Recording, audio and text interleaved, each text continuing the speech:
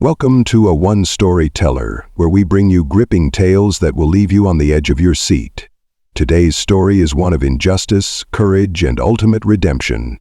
Stay with us till the end because this one will have your heart racing.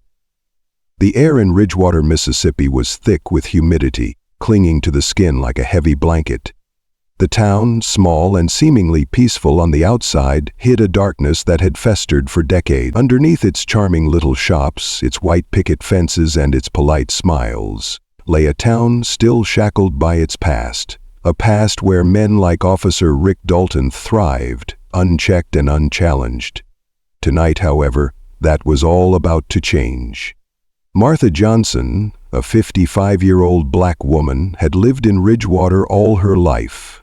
She had endured its prejudices, its side eyes, and the subtle and not-so-subtle reminders that she was never truly welcome, but she had never backed down. She owned a bakery, one that had been in her family for generations. People from all over town came to buy her warm, buttery pies and homemade bread, yet despite her success, some people still whispered behind her back. Not just whispered, plotted. And Officer Rick Dalton had always made it clear he hated seeing a black woman succeed. For years, Dalton had harassed her, writing bogus citations, accusing her of violations that didn't exist, and even stopping her on the street to question her like a criminal. But Martha had always held her head high, refusing to let him break her. Tonight, though, Dalton wasn't just looking to harass her, he was out for blood.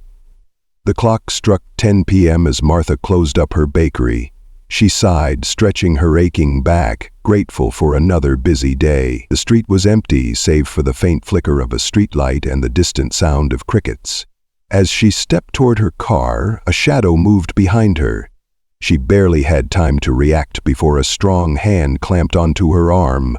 Her heart leaped into her throat. "Evening, Miss Johnson," a low, familiar voice sneered behind her.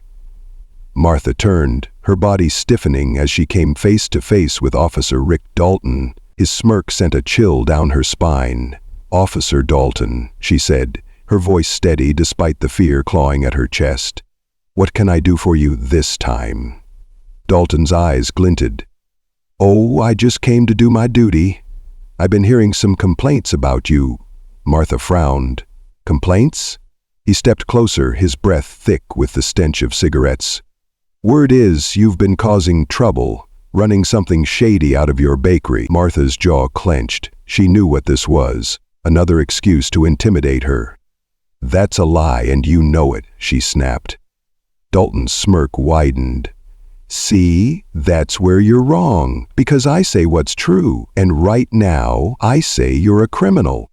Before Martha could react, Dalton grabbed her wrist and twisted it behind her back. "Stop! What are you doing?" she cried out. "Teaching you a lesson." Dalton yanked out a zip tie from his belt and bound her hands together. She struggled, but he was too strong.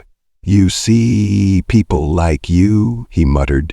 "You need to be reminded where you belong." And with a violent shove, he dragged her toward the dumpster at the end of the alley. Martha's knees hit the ground hard as she was forced against the garbage. "Since you want to act like trash," Dalton chuckled, "might as well leave you with it." Martha's breath came in short gasps. The tight zip ties bit into her wrists, cutting off circulation. She tried to scream, but Dalton clamped a hand over her mouth. "This town ain't yours, lady," he growled in her ear, "and tomorrow morning, when they find you out here, you'll finally understand that." He stepped back, laughing as he walked away, whistling like he hadn't just committed a horrific act of violence. But what Dalton didn't know was that he had just made the biggest mistake of his life, because Martha's daughter was coming. A sheriff's fury unleashed. Martha had managed to press her emergency dial before Dalton had grabbed her.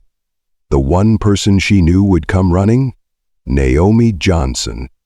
Naomi wasn't just anybody. She was a sheriff's deputy in the next county, one of the best, fierce, fearless, and ruthless when it came to protecting her mother. And tonight she wasn't coming as a deputy, she was coming as a daughter.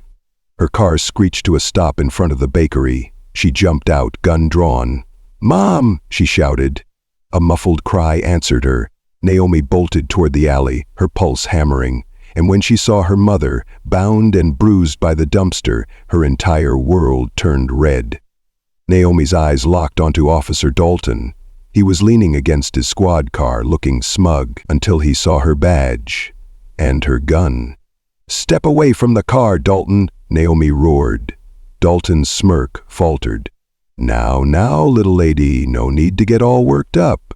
Naomi charged. Before Dalton could react, she slammed him against the hood of his squad car, wrenching his arms behind his back. "You think it's funny?" she growled. "Tying up an innocent woman like she's trash?" Dalton struggled, but Naomi was stronger. "Let me go, damn it, I'm a cop." Naomi tightened the cuffs around his wrists. "Not anymore," Dalton thrashed, screaming about how he would get her for this. But nobody was listening. The town had gathered.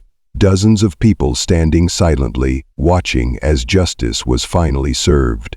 Martha, now free, stood beside her daughter, pride and relief shining in her eyes.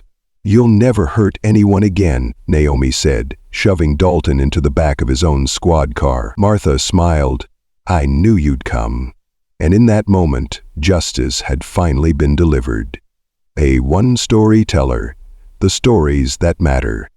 Thank you for watching A One Storyteller. If this story of justice and redemption inspired you, be sure to like, comment, and subscribe.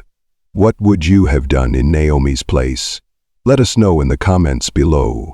And remember, the truth always comes to light. Stay tuned for more gripping stories, only on A One Storyteller.